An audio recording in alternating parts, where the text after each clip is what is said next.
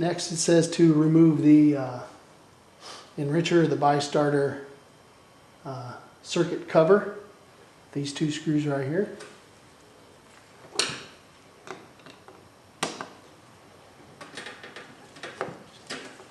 Those weren't on nearly as tight as the other.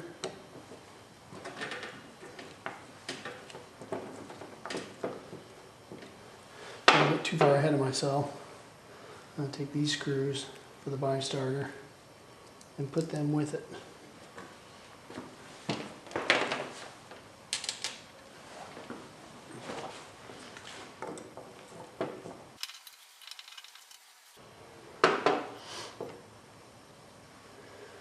Comes off of there.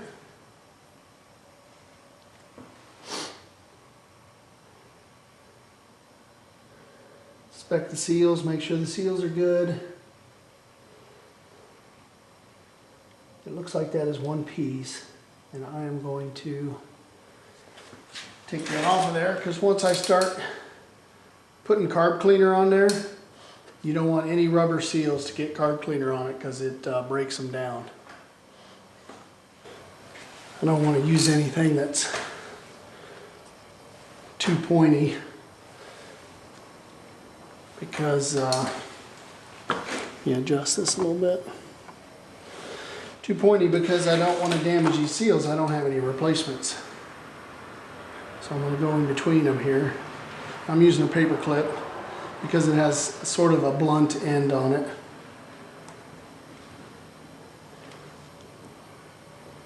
I'm hoping I can get that out. It's very delicate. And it goes like that.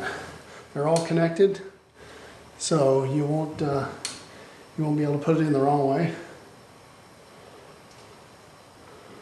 So there's that. And I need to get some more notes written down.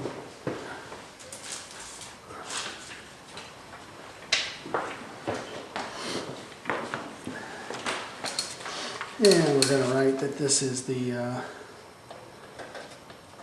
bi-starter circuit cover.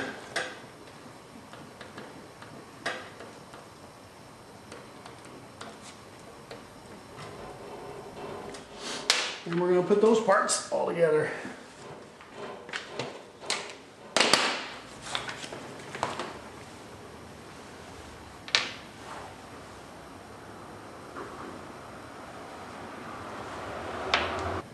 Next is the air cutoff valve.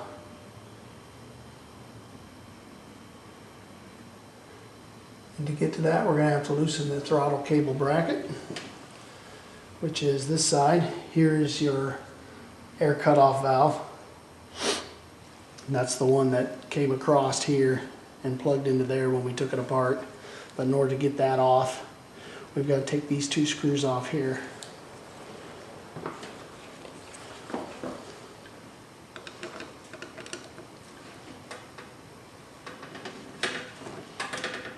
And that one's on there pretty freaking tight.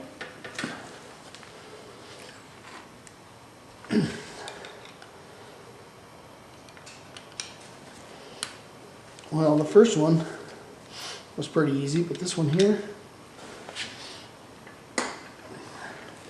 got it.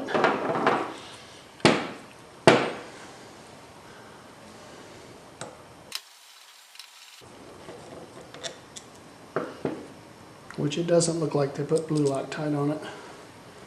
There's nothing on the threads anyway. Okay, and then your air cover with the number 2 Phillips is these two screws right here. And those weren't too, that one wasn't bad. And that one wasn't bad either. Well, looks like there's a spring under there. First time for everything here, folks. So you're learning as I am. I'll hold that. Yeah, there's definitely a spring under there, and it's got some pressure on it. Okay, so there's that.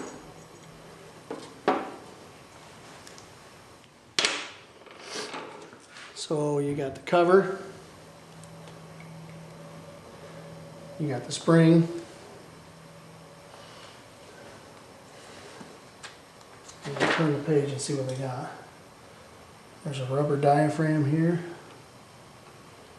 Just looks like, this says air cover, but there's definitely gasoline in there. And a rubber diaphragm. There's your 3 parts. Next is the piston valve, and it's got 2 screws.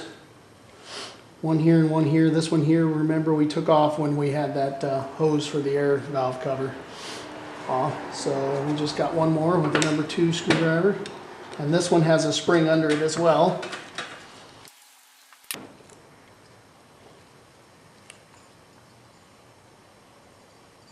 So you got the cover with the spring.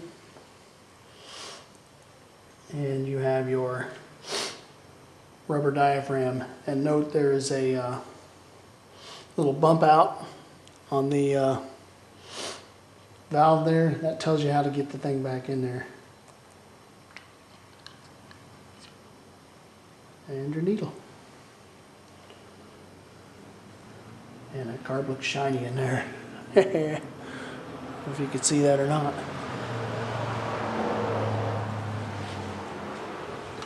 Okay, we're going to label that up. Next is the float bowl. It's on the bottom. It has 4 screws.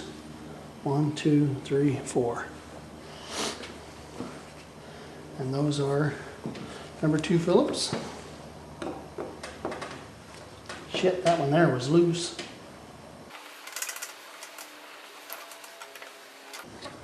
Those weren't all too tight. I'm quite surprised at that, but maybe it's because they've got these little locking nuts on them. Little locking washer. But that one was definitely loose. Didn't look like it was coming undone, but it did look like that it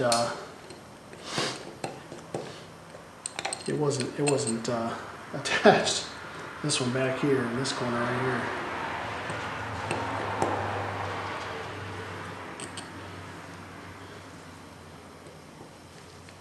We're getting down to brass tacks now, ladies and gentlemen. Alright, lift that booger off. And there's your float bowl. And when you drain your carburetor, your float bowl, that's that screw right there that you drain. You loosen that up, and that opens up a valve right back in here. If you can see that. Opens up a valve right back in there, and that drains to a tube. Whoop, down you go. Down go McGinney. So that is definitely one of the things we're going to clean up. Make sure we look at our seal real good, and when we clean that with carb cleaner again, remember to take out this rubber seal. And I'm going to label that up. You can see, I don't know if you can see or not, but right here there's a bit of a cutout. You kind of see that square cutout there, which makes the metal thinner right in that position. Now I'm sure there's a reason for that because it's just in that one area, but when you flip over, that happens to be the side, the corner, so that that float bowl was worn on. So I definitely got to get this thing replaced, because I would imagine there is not much at all left in the metal thickness on that thing.